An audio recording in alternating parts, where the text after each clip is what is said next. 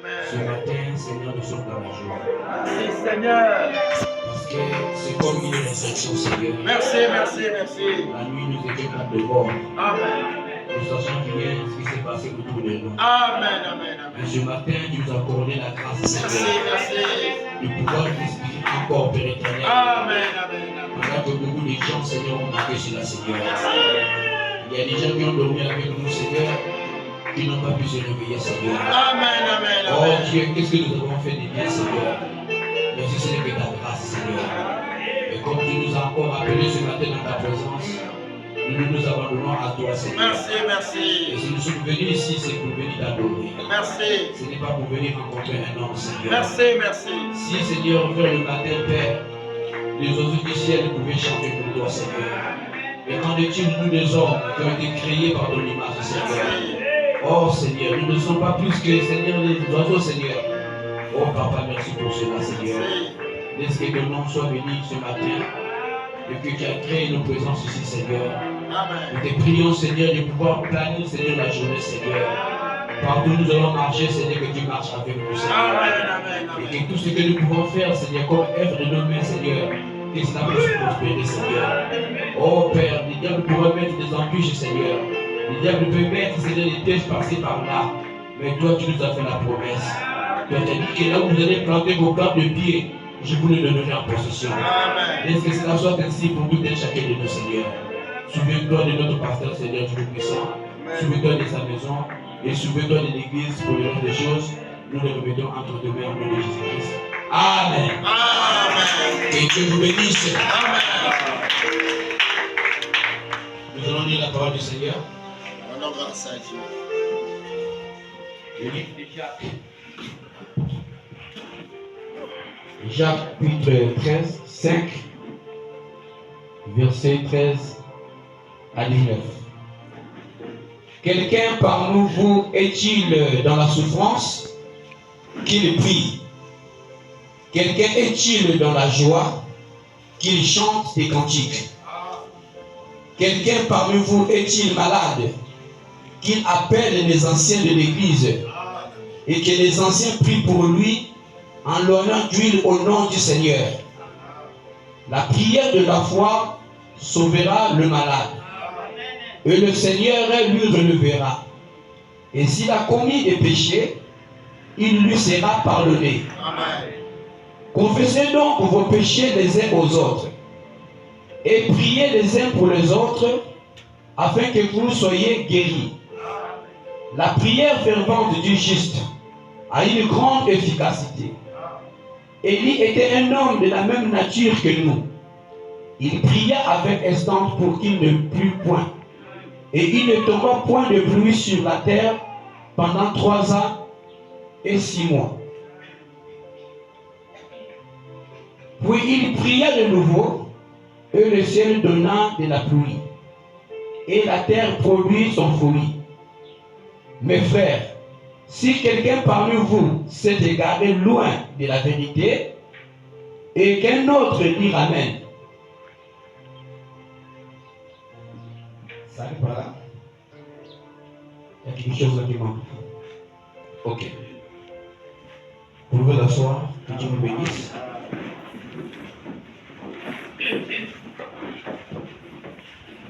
Je vous salue au nom de Jésus-Christ. Amen. En réalité, c'est le pasteur lui-même qui devait être là, puisque j'ai été là-bas samedi. Il avait dit qu'il devait être là lui-même pour faire alors comme une ouverture au commun. Donc, malheureusement, il n'est pas venu. Et je me suis même pas préparé. Parce que je me dis que c'est lui qui devait être là. Mais quoi qu'il ne soit pas là, ce qui est important que Dieu soit là parce que c'est Dieu qui parle. Donc pour une vingtaine de minutes, nous allons essayer de parler sur la prière. La prière de la foi. Amen. J'aimerais que le frère Josué puisse en mettre le chapitre que nous venons de lire. Vous pouvez cela le mettre au tableau. Nous n'avons pas du temps. De cette appel, il faut continuer.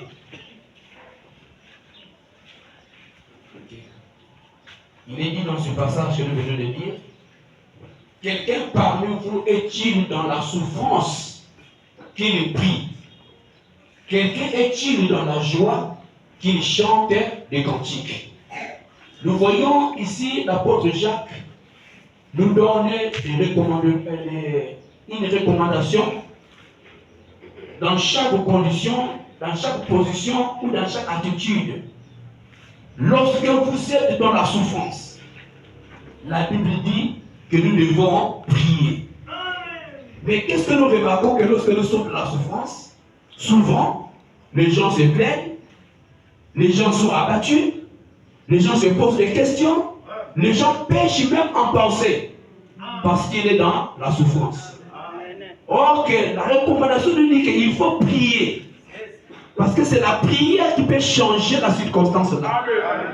Il ne s'agit pas de pleurer, il ne s'agit pas de se lamenter, il ne s'agit pas de regretter. Cela ne fera absolument rien. Donc, quand quelqu'un est dans la souffrance, la première des choses qu'il devait faire, c'est d'abord prier. Je parle pour le croyant. Je ne parle pas pour les incroyants, parce qu'un incroyant, ce n'est pas son problème. Mais vous qui êtes croyants, la première des choses, il faut d'abord prier. Amen. Et on dit que quelqu'un est-il dans la joie qu'il chante des cantiques. Parce qu'un cœur joyeux est apte pour chanter. Alléluia. Mais qu'est-ce que nous remarquons quand les gens sont dans la joie? Ils parlent de n'importe quoi. Vous verrez que quand les gens sont de la joie, tous les coups sont permis. Donc, il quitte sa maison, il va voir un frère ou voir une soeur là-bas, parce qu'il est de la joie, mais il ne communique pas la vraie joie à l'autre qui est là-bas. Soit c'est pour aller critiquer, soit c'est pour aller parler en mal de l'autre. Ok, ça ne devait pas se faire lorsqu'on est dans la joie. Mais quand on est dans la joie, on doit chanter. Même quand tu es en train de te laver là-bas à la douche. Mais quand la joie aborde ton cœur, prends un cantique. Parce que chanter fait partie de l'adoration à différents manières. Vous ne pouvez pas être un adorateur et que vous ne chantez pas. Alléluia. Et on ne chante pas seulement à l'église. Non, je ne crois pas cela. Il n'y a pas de critique qui dit qu'on doit chanter à l'église. Nous devons chanter partout. Donc, la chanson et la prière, ce sont les éléments fondamentaux pour un chrétien. Parce que si vous ne chantez pas, c'est grave. Et malheureusement, pourquoi les gens ne chantent pas? Parce qu'ils ne connaissent pas les cantiques. Je vous dis la vérité, parce qu'ils ne connaissent pas les cantiques. Le phénomène, parfois il arrive des jours, il dit dimanche, là nous allons apprendre le cantique, venez à temps. Mais quand on arrive à l'heure 9h30, parfois il n'y a personne. Et souvent, ceux qui viennent, ce sont là qui connaissent les cantiques. Mais ceux qui ne connaissent pas, en tout cas, ils ne viennent pas. Alors que ça devait être un profit pour eux. Maintenant, comme vous ne connaissez pas les cantiques, mais quand vous serez de la joie, qu'est-ce que vous allez chanter? Vous voyez? Donc, l'apôtre a été clair. Quand on est dans la souffrance, quelqu'un doit prier. Vous devez prier. Et quand nous sommes dans la joie, nous devons chanter des cantiques. Voilà pourquoi, quand on nous dit que venez apprendre les cantiques, nous devons venir. Cela va contribuer dans votre adoration. Parce que chanter fait partie de l'adoration. Alléluia. Frère, laisse le passage là. Comme je n'ai pas médité, donc c'est ça, c'est par là que je vais tirer l'inspiration. Quelqu'un est-il dans la souffrance qu'il prie? Quelqu'un est-il dans la joie qu'il chante des cantiques? Quelqu'un parmi vous est-il malade qu'il appelle les anciens de l'église et que les anciens prient pour lui en l'honneur d'huile au nom du Seigneur? Je m'arrête un peu par là. Il arrive des fois, parfois certaines personnes ne comprennent même pas. Quand on est malade, il y a des gens qui sont malades qui ne parviennent même pas à appeler les anciens. Mais le premier ancien dans l'église locale, c'est le pasteur. Mais vous êtes malade, mais le pasteur n'est même pas au courant de ça. Et parfois même les diables ne sont même pas au courant. Parfois les diables apprennent cela d'un frère. Ça, c'est Dieu mal compris. L'église doit comprendre ces choses-là. Pourquoi Dieu a établi des diacres dans l'église? Et quel est leur rôle? Quel est leur travail? Il faut appeler les anciens. Vous appelez le pasteur. Vous n'avez pas pu les jeunes. Appelez même les diacres. Et que si vous n'avez pas jeune les diacres, alors appelez un frère qui est proche. Mais ce que nous regardons parfois, il y a des gens, il est malade, il n'a pas parvenu la requête. Personne ne lui a rendu visite. Le jour qu'il va venir à l'église, vous trouverez, non, j'étais malade, vous n'êtes pas venu me voir. Il commence à se plaindre. Alors que la Bible dit qu'il faut appeler les anciens. Mais toi, tu n'as même pas appelé. Mais tu veux que les gens puissent imaginer que chez toi, là, tu es malade. Non, ça ne va pas. Vous voyez, il arrive de fois parfois, on se met en colère, on est dessus. Mais quand on voit la démarche qu'on a prise, n'aime pas ce que Dieu avait prévu. Il faut toujours appeler les anciens quand on est malade. Amen. Même par un coup de fil. L'ancien peut prier même par le téléphone. Frère Branham le faisait. Par téléphone, là où il prie pour toi et tu crois à la prière, ça passe. Alléluia. Amen. Et si les anciens sont conduits par l'Esprit de Dieu, quand tu vas venir chez vous, s'il faut appliquer l'huile d'onction, tout dépend de la conduite du Saint-Esprit. Alléluia. Parce que l'huile d'onction, nous ne l'appliquons pas comme ça. Mais c'est par la conduite du Saint-Esprit. Mais sinon, pour être guéri, il n'est pas dit forcément qu'il y ait de l'huile d'onction. C'est ta foi qui te guérit. Et si la conduite du Saint-Esprit est avérée qu'il faut appliquer l'huile, l'onction qu'il a va appliquer l'huile. Et tu crois cela, tu es guéri. Amen, amen. Alléluia. Amen. Voilà ce qui nous manque parfois. On se plaint. Mais la démarche que Dieu avait prévue, on ne fait pas ça. Tout cela, ce sont des choses que l'apôtre a mis dans la Bible ou a prêché pour que les gens ne se lamentent pas. Alléluia. Montons un peu. La prière de la foi sauvera le malade. Et le Seigneur le relèvera. S'il a commis de péché, il lui sera pardonné. Confessez donc vos péchés les uns aux autres. Priez les uns pour les autres, afin que vous soyez guéris. La prière fervente du juste a une grande efficacité. Alléluia. La prière de la foi sauvera le malade. Pas n'importe quelle prière, mais la prière qui est accompagnée avec la foi va sauver la personne qui est malade. Amen. Voilà pourquoi lorsque nous prions, si nos prières ne sont pas accompagnées avec la foi, rien ne peut se faire. Parce que n'oubliez pas que nous obtenons tout par la foi. Le résultat de nos prières, c'est par la foi que nous obtenons cela.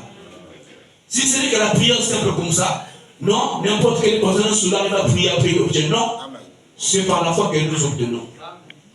Et quelque part, nous venons de dire que nous devons confesser nos péchés les uns des autres, afin que nous puissions être guéris. Moi, je trouve que cette écriture-là aussi, beaucoup de gens ont mal compris cela. Si moi, je suis malade, je reconnais avoir fait le mal à Frère Paul, qu'est-ce que je dois faire? Est-ce que vous allez voir le frère chez lui? Vous allez confesser chez le frère chez lui? Non, ça n'a pas de sens. Il faut que j'aille vers la personne dont je reconnais avoir fait du mal. Et je confesse mon péché vers ce frère-là. Et il va prier pour moi. En ce moment-là, je peux être guéri. Et quand on parle même de la confession, si moi j'ai volé de l'argent, Dieu ne sert ici là. Et je vais voir un autre frère que non, c'est moi qui avais volé l'argent de ce frère-là. Ça n'a pas de sens. Ça, c'est pas une confession. C'est une confession mal orientée. Je dois venir vers la personne à qui j'ai volé l'argent. Je dois confesser devant cette personne-là que ton argent que tu avais constaté qui avait disparu, c'est moi qui l'avais pris. Là, je confesse cela. Et ensuite, je dois faire quoi? Je dois réparer, je dois restituer cet argent-là. Je lui dirai que ton argent que j'avais volé, ça y est là. Donc, n'oubliez pas qu'il ne s'agit pas seulement de confesser, mais il s'agit aussi de réparer la chose. Amen. Lorsque vous confessez, vous dites à ce frère ou c'est que son argent, c'est moi qui l'avais pris. C'est à ce moment-là, si le frère s'est dit d'accord, on nous a confessé, mais avec un bon cœur, ça ne sert pas que l'autre tu payes. Là, il n'y a pas de problème. Mais s'il ne dit pas cela, tu dois lui rembourser ou restituer son argent. Vous voyez? Alors, Parfois ces choses-là, parfois nous doutons ces choses-là. Donc tu fais le mal à quelqu'un d'autre, tu vas aller confesser chez une autre personne. Non. Écoutez, nous ne sommes pas des prêtres catholiques. Hein. Nous les prêtres comme ça, tu allais voir d'abord, il faut aller confesser chez le prêtre. Il y a des choses qu'on confesse à Dieu seul. Amen. Amen. Si tu sais que tu as péché contre Dieu, c'est à Dieu que tu dois confesser. Est-ce que vous comprenez? Amen. En quel moment on peut aller confesser chez le pasteur? C'est lorsque vous ne savez pas comment s'y prendre. Il y a des situations comme ça. Comment je vais faire ici là? Vous allez voir l'homme de Dieu, vous lui expliquez, après vous dites, bon, faites comme ça, faites comme ça, faites comme ça, faites comme ça. Donc lui c'est un guide, c'est quelqu'un qui va vous orienter seulement. En réalité, il n'a pas besoin de savoir ce que vous avez fait. Mais s'il a su cela, c'est pour vous orienter tout simplement. Mais ce n'est pas ce que fait le prêtre catholique. Le prêtre catholique, tu confesses chez lui, il prend encore la même chose, il va lire encore chez un autre prêtre encore là-bas. Il prend ça, il va encore lire encore chez quelqu'un là-bas. Et tu es exposé. Non, bien aimé, c'est grave. Je me tiens du haut de cette chair. Mais je ne délivre pas quelqu'un. Je connais un homme de Dieu, un pasteur. Si tu vas lui confesser ton péché, ça sera connu de tout le monde. Ça sera connu de tout le monde. Même si tu peux aller chez lui, tu dis, pasteur, regarde là, regarde là. Il va te orienter. Mais tu vas entendre ça, soit par la bouche de sa femme, soit par ses enfants, ou soit par son entourage. C'est grave pour un serviteur de Dieu d'avoir une telle attitude. En réalité, un pasteur doit avoir le secret. Il doit garder les secrets des gens. Même un diacre doit garder les secrets des gens. Si tu ne peux pas garder les secrets des gens, laisse ces choses-là, laisse tomber. Hein? Toi, tu es diacre. Il y a un secret, tu dis à ta femme quoi? Ça, c'est quelle qualité de diacre que tu es? C'est quelle qualité de diacre? Alors, je me demande que non, tu ne m'es pas qualifié. Même si tu as été marié légalement. Mais les qualifications là, ça ne se trouve pas en toi. Non pas seulement être diable, mais être même un frère. Il faut garder les secrets des autres. Amen. En réalité, c'est pour nous tous. Amen. Un frère vient te voir, ah frère, je t'ai discuté, voilà, oui, pour moi. Une requête qu'on t'a donnée, tu vas publier cette requête-là. Un tel est venu me voir, regarde ce qu'il traverse dans sa maison, regarde comment il est. Soit disant qu'il a le Saint-Esprit, mais pourquoi il est dans cette condition-là? C'est ça être chrétien. Amen. Oh non. Dans ces cas-là, il faut qu'on se répand. Parfois, quand on dit chrétien, parfois, ça dit Satan se mot de lui dire, regardez, il y a un chrétien. Un chrétien n'est pas un slogan. Le chrétien aussi n'est pas quelque chose comme une étiquette. Mais le chrétien est une vie. Quand vous dites que vous êtes chrétien, vous allez dire que Christ est en vous.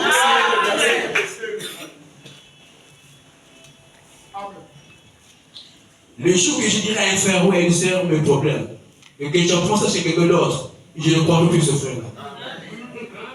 Et je ne te dirai plus. Même si ce fois, parce que tu trouves que tu es traître. Tu peux collaborer avec Satan. Je vous dis la vérité, oui, tu peux collaborer avec Satan. Parce que lorsque tu prends le problème de la maison de quelqu'un, tu vas exposer ça vers une autre personne, quoi. Et que cette personne n'a pas la capacité de garder, il va propager. Mais ça, c'est donner la puissance à Satan.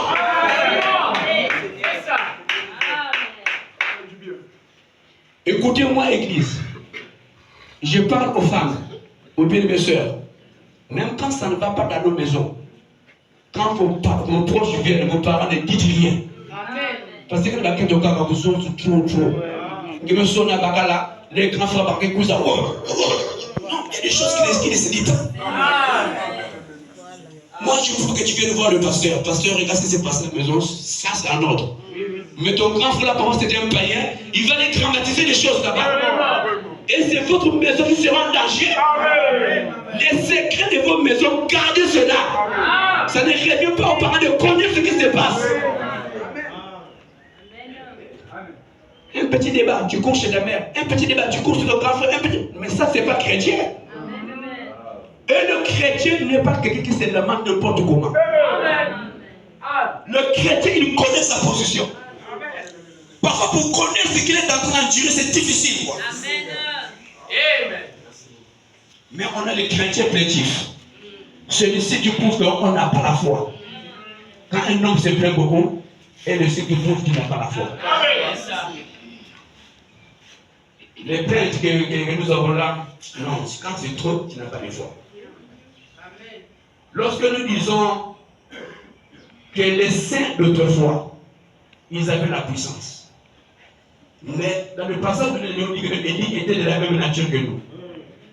La manière que toi tu es né, c'est de la même manière que Élie aussi est né. Nous tous, nous sommes de la même manière. Voilà pour dire qu'il avait la même nature que nous. Il n'avait pas une nature extraordinaire. Mais c'est parce qu'il était un homme consacré. Un homme carrément consacré, éloigné du péché. Vous savez, lorsque quelqu'un se voit dans le péché, la présence de Dieu le quitte. Et vous remarquerez que quand quelqu'un se rétrograde, la première des choses d'abord, il commence à avoir plus là comme il peut le faire. Amen. Mais avant d'avoir le plus là comme il a voulu le faire, c'est que la communion avec Dieu a été déjà brisée. On se consacre moins, on médite moins, on prie moins, on parle peu seulement de la parole, on parle plus de futilité. Voilà pourquoi nous sommes faibles et nous ne pouvons pas être comme Élie. On peut pas être comme Élie. Tout le temps, les mauvaises pensées qui nous traversent sont conscientes. Frère, je vous dis ceci là, que le cœur là que nous avons là, attention, toutes les pensées qui traversent là ne viennent pas de Dieu. Toutes les pensées, quand il y a des pensées qui sont contraires à la parole de Dieu, c'est que ça ne vient pas de Dieu. Et il faut avoir la capacité de rejeter cela. Parce que on ne peut pas empêcher une mauvaise pensée de te traverser. On ne peut pas faire. On n'a pas cette capacité-là. Mais on peut avoir la capacité de rejeter ça.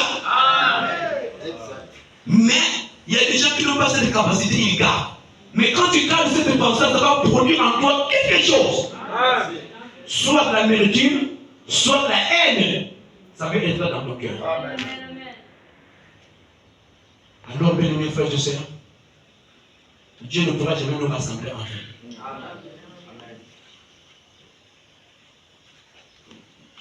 Que chacun de nous puisse prendre conscience et de voir un peu sa vie. Nous prions, nous ne nous donnons pas. Qui peut dire que non, qui ne prie pas? Nous tous nous prions. Mais regardez les résultats. Parfois on prie toute l'année, pas de résultat. Mais il faut qu'on se pose la question, pourquoi il n'y a pas de résultat? Vous savez quelque part dans la Bible où il est dit que si vous priez et que vous ne recevez pas parce que vous priez mal, je crois que quelque part il est dit comme ça. Mais pour quel but que tu pries? Il y a des gens qui prient pour satisfaire seulement la chair seulement. C'est propre des œufs, donc il prie pour que tu lui donnes le travail, ce qui est bien. Mais quand le travail est là, qu'est-ce que tu vas faire avec ce travail? Tu vas chercher les femmes, tu vas aller boire la boisson, tu vas aller faire la vie. Voilà l'objectif de ta prière. Mais Dieu, sachant que tu es fils de Dieu, il ne pourra pas t'accorder cela jusqu'au moment où tu seras mûr. Et c'est pour ça qu'il y a beaucoup de gens qui demandent de l'argent, mais pourquoi Dieu ne les donne pas? Dieu voit qu'il n'a pas la continuance de maîtriser l'argent. Si vous savoir que cette personne-là est chrétienne, donnez-lui l'argent. Vous allez voir, si réellement quelqu'un est chrétien, ben ça le bon. Quand on dit que l'argent ou l'amour de l'argent est le racine de tout le monde, frère, si tu n'as rien, beaucoup de gens se comportent comme les chrétiens. Il est humble, il est doux, mais donnez-lui les millions seulement. Vous allez voir si réellement il sera toujours humble. Même son langage va changer. Cela prouve que, avant même qu'il soit comme ça, il était déjà orgueilleux, mais il n'y avait pas possibilité de manifester cet orgueil-là. Il avait laissé naturel en lui déjà. Mais si vous êtes humble, purement humble, l'argent ne peut pas vous changer. Vous resterez tel que vous êtes. Vous aurez le même langage. Mais si, frère, la pauvreté voit beaucoup de choses. Moi, je vous dis la vérité, la pauvreté voit beaucoup de choses. Si vous voulez savoir que cet homme-là est chrétien, donnez-lui une femme. Vous saurez vraiment si c'est un chrétien. Comment il va traiter cette femme-là? Qu'est-ce que ça veut dire que non, il y a un chrétien ou pas? Parce que frère, dans les maisons, c'est pas beaucoup de choses. Il y a des soeurs qui n'expliquent pas ça, c'est pas dans leur maison. Il y a des femmes qui sont frappées, tapées, torturées même quoi. Mais ce frère dit que c'est un chrétien. Mangolo un cacanina qui est va débattre dehors. Nous, ces choses-là, nous ne croyons pas ces choses-là. Nous ne croyons pas ces choses-là. Parce qu'on croit ça, donc on va les taper les femmes. Parce que toutes les femmes ont des erreurs. Quoi. Donc quand tu vois l'erreur, tout. Mais les femmes vont te trouver comme pas les fous. Comment? Ça, c'est le peuple. Même s'il y a des problèmes, prions Dieu. Et ils ont la capacité de régler les problèmes. Frère, excusez-moi, je ne parle pas de moi, mais une petite expérience. Moi, quand je suis en colère, je ne parle plus. Et quand je suis en colère, je ne parle plus. Je reste ma calme. Mais je regarde le visage de celui-là, il est vache, je ne parle plus. Mais pourquoi je reste calme? Bon, ça c'est ma continuance. Parce que le fait de beaucoup parler, tu peux agir. Je reste moi calme. Et après, parfois je me déplace. C'est ça ma façon pour éviter des choses. Parce que quand il y a des tensions, Satan est là. Satan nous pousse maintenant à l'action. Vous voyez? Donc il faut avoir le discernement. Comment faire pour apaiser cela? Ou alors, dépasser plus. Et c'est la même chose pour la femme aussi. La même chose pour les enfants. Parce que j'ai vu des enfants qui tiennent tête contre leur maman, contre leur papa, pour parler, l'enfant sur les pieds. Voyez-vous? Mais c'est pas facile pour un père de se rabaisser devant l'enfer. C'est pas facile, quoi. Tu vois? Ça finit toujours mal, quoi. Mais c'est parce que les enfants ne comprennent pas. Mais un enfant qui a l'esprit de Dieu, même si papa dort, l'enfant doit se rabaisser toujours. Amen. C'est comme vous voyez dans l'église, une brebis qui fait tête à son pasteur. Ça, c'est pas une brebis. Ça, c'est même pas une brebis, ça, c'est un bouc. Je dis la vérité, frère, c'est un bouc. Il y a aussi la supériorité aussi qui compte. Lui, il est ton pasteur, ton berger, même s'il adore, toi, tu dois te rabaisser toujours. Tu ne peux pas te dire comme ça, non. Il est ton berger, peu importe, tu dois te rabaisser. S'il ne comprend pas, laisse tomber. Amen. Laisse tomber. Parce qu'il arrive de voir parfois, Dieu nous teste pour savoir la position à tenir devant l'homme de Dieu. Il peut permettre que l'homme de Dieu soit en erreur pour voir ta réaction. Comment tu vas réagir et comment tu vas le traiter. Tu diras qu'il n'a pas de Saint-Esprit, il n'a pas la vision, il a perdu la tête. Mais quand tu parles comme ça, tu as échoué déjà. Mais si tu as l'esprit de Dieu, tu diras, oh, Seigneur, mais pourquoi mon pasteur ne voit pas ce contexte-là? Qu'est-ce que tu feras? Tu prieras pour lui. Alléluia.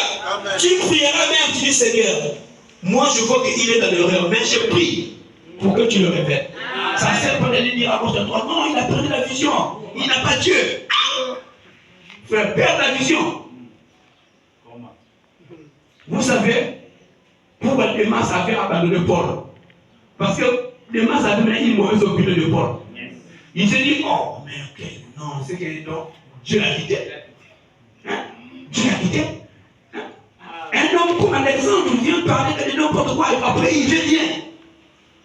Alors que lui qui a frappé de nécessité une personne comme ça, oh non, Dieu l'a quitté. Non, Dieu ne l'avait pas quitté. Dieu ne l'avait pas quitté. Paul était dans une autre phase. Dieu lui faisait rentrer dans l'état de son ministère. Et à tel point que les gens croyaient qu'il y avait beaucoup d'erreurs. Même ça au Paname.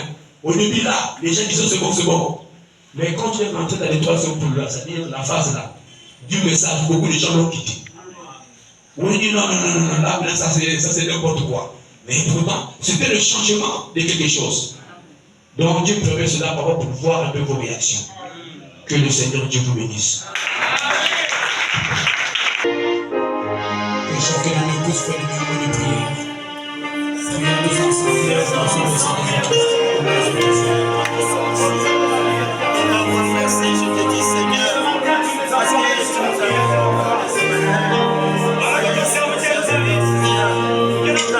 la prière, nous avons juste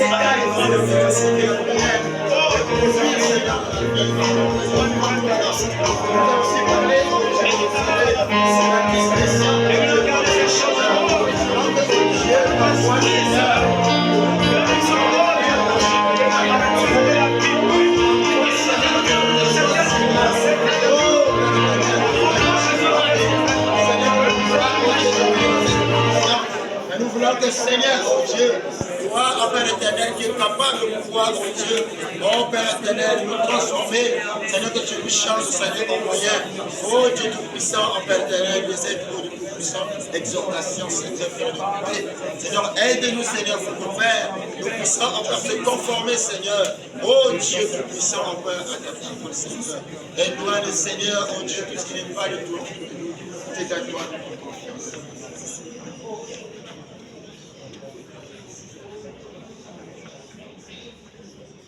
Seigneur Dieu Tout-Puissant, souviens-toi de ta promesse, Seigneur, dans la vie de tout et chacun, Seigneur. Seigneur, c'est toi, oh Père éternel, qui a conduit nos pas, Seigneur, dans la maison de la prière, Seigneur. Seigneur, nous ne voulons pas, oh, retourner, Seigneur, tel que nous sommes venus, Seigneur. Nous sommes venus, oh Père, se réchauffer autour de toi, Seigneur. Parce que ta parole, Seigneur, nous fortifie, Seigneur. Parce que cette parole que nous venons d'écouter, Seigneur, cela puisse nous impacter, Seigneur, afin que notre vie soit digne de l'évangile, Seigneur. Père, tu as dit dans ta parole que l'obéissance vaut mieux que le sacrifice, Seigneur. Seigneur, nous voulons être obéissants, Seigneur, comme une femme, oh Père éternel, oh, qui est soumise à son mari, Seigneur. Seigneur, éloigne l'incrédulité. Seigneur, éloigne tout ce qui nous empêche à ne pas se conformer à ta parole. Que ta présence, Seigneur, oh Dieu Tout-Puissant, puisse se mouvoir en ce lieu, Seigneur. Afin que, Père, tout ce qui est venu, oh Père éternel, chargé, abattu, Seigneur, soucieux, Seigneur, oh Père éternel, accorde-lui la solution, Seigneur. Parce que, Père, tu es celui, oh Père, qui change de temps et de circonstances. S'il y a un malade parmi nous, Seigneur, délivre-lui, Seigneur Dieu Tout-Puissant. S'il y a un qui est capturé, Seigneur, par l'ennemi, Seigneur, délivre-lui, ô Dieu de mon salut. Et souviens-toi, ô Père éternel, des foyers, Seigneur, qui sont tourmentés, Seigneur, ô Dieu, par le diable. Que le Saint-Esprit, Seigneur, puisse prendre le contrôle de la vie de tout un chacun. Que le Saint-Esprit puisse préserver la vie des enfants, Seigneur, contre tout danger. C'est à toi que nous abandonnons, Seigneur. Souviens-toi de notre pasteur qui est le berger de cette église, Seigneur. Et sans plutôt oublier, Seigneur, oh Dieu, les offices, oh Père, qui exercent, oh Dieu, dans ce ministère, oh Dieu de mon salut. Seigneur, accorde-nous la force, Seigneur. Accorde-nous la volonté, Seigneur. La vie de la prière, la vie de la méditation et de la consécration, Seigneur. Éloigne les raisonnements autour de nous, Seigneur. Donne-nous la confiance entre les uns et les autres, Seigneur. Donne-nous, oh Dieu, l'amour agapao de mes pères, oh Dieu, même ceux qui nous font du mal, Seigneur. Que ton nom soit loué, béni à jamais. Souviens-toi, Seigneur, des offrandes qui sont appelées. Au nom de Jésus, nous avons supplié, demandé. Amen.